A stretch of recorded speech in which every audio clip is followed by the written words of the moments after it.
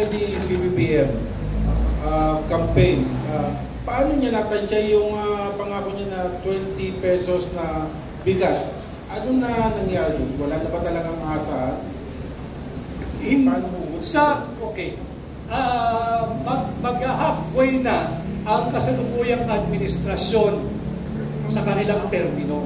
Ito ay kung hindi natin pahihintulutan ang kanilang pagmaniobra na baguhin ang ating saligang batas at pagpapalit ng uri ng ating gobyerno from presidential to parliamentary. And sayang yung unang 3 taon.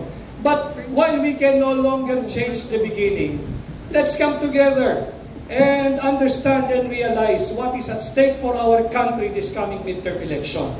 Pag nagsama-sama ho tayo, we can change the ending.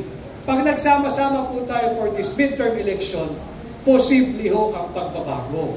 Hindi na magiging makatotohanan yung aspiration na 20 pesos per kilo ng bigas. Hindi po tayo aabot doon. Bakit? Okay, nandyan yung climate change, nabaha yung napakaraming lugar, nasira yung mga maraming palayan, at higit sa lahat, then paliit ng paliit talaga yung lupang sinasaka. Kasi kino-convert into subdivision.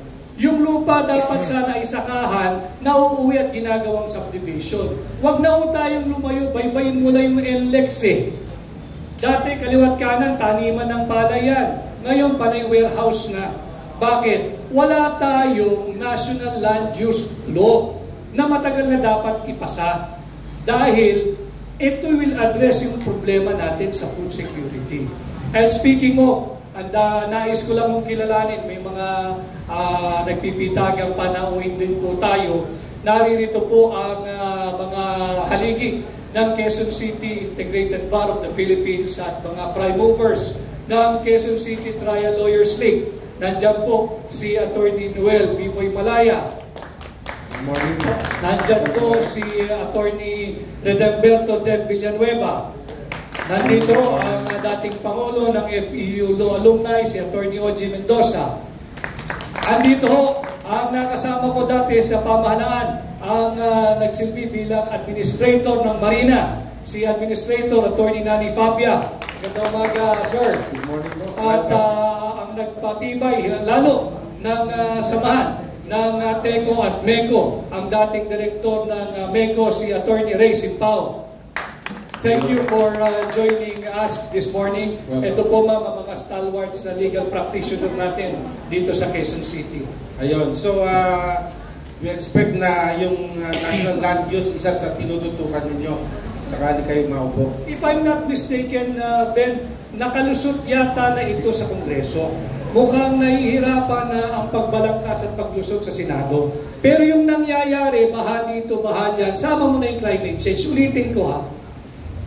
Climate change is for real at naririto siya. Pero yung patuloy na pagbaha, maya't maya, huwag mo nating isisi lamang sa pagpalit ng klima. Yan ay dahil sa korupsyon. And yes, it's time that we push for the passage of the National Land Use Law. At kung sakali yung pahiramin ninyo ako ng inyong mandato, isa rin yan sa sisikapin nating maipasa because it addresses food security. Yan ang malinaw mula kay